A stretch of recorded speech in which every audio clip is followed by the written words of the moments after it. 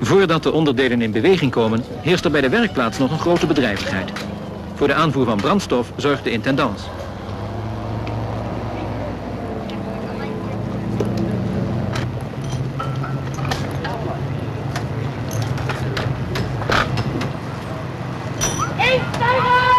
Het mortierpeloton begeeft zich op weg naar de aangewezen stellingen. Het doel van de oefening is een tegenaanval op een in het eigen gebied doorgedrongen vijand.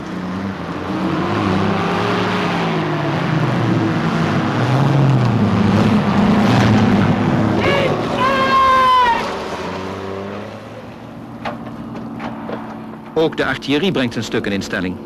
Straks zal zij de openingsaanval inleiden en ondersteunen. Boven de linies koerst een artilleriewaarnemingsvliegtuig.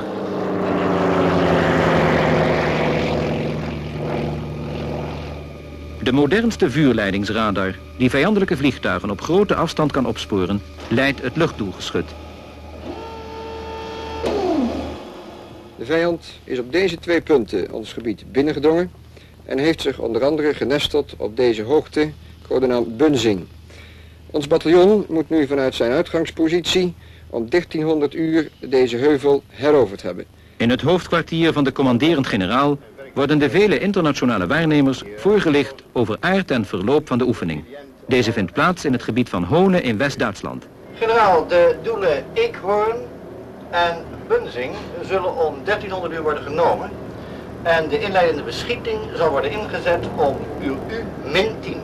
9, 8, 7, 6, 5, 4, 3, 2, 1, vuren!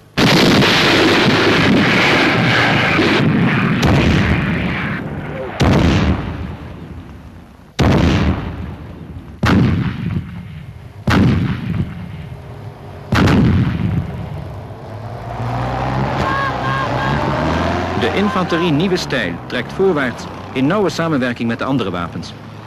Dankzij de motorisering zijn de bewegelijkheid en de verplaatsingssnelheid van de troep zeker vertienvoudigd.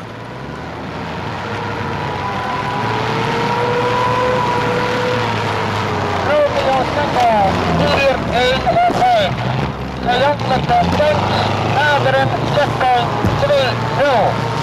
Wij trekken achterop terug. Blijf mij op de flanken dekken. Over. Hier Romeo Tango, Wilco uit. De infanterie krijgt onmiddellijk de gevraagde tankondersteuning. Soms zijn er obstakels in het terrein die de opmars vertragen of zelfs geheel tot stilstand brengen. In zo'n geval verlaten de infanteristen de voertuigen en gaan in stelling. Als het obstakel niet te breed is, hoeft het oponthoud dankzij de brugleggende tanks niet lang te duren.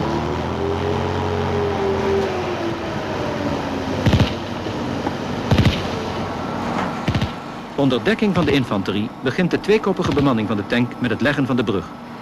Door de sterke pantsering is dit ook onder vijandelijk vuur mogelijk.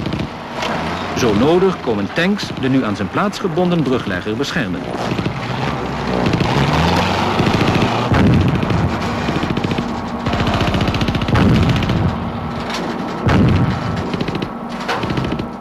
Zo'n 18 meter water kan deze brug overspannen. En hij is zo sterk dat ook de zwaarste tanks er gemakkelijk overheen kunnen.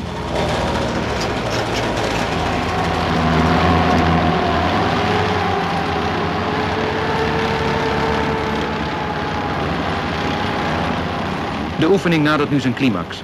Gesteund door de tanks van de cavalerie bereikt de gemotoriseerde infanterie het vijandelijk terrein dat gezuiverd moet worden.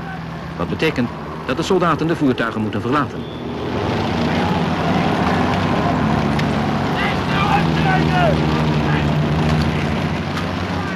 Om de oefening zo realistisch mogelijk te maken, heeft men ook gezorgd voor de nodige knaleffecten.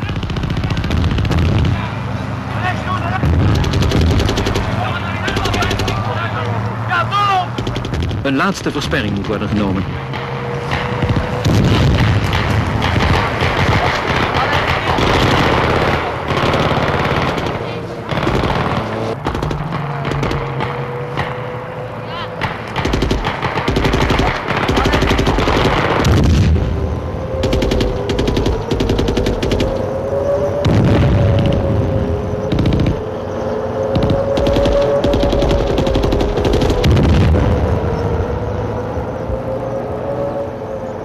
alle stations, hier 1-5.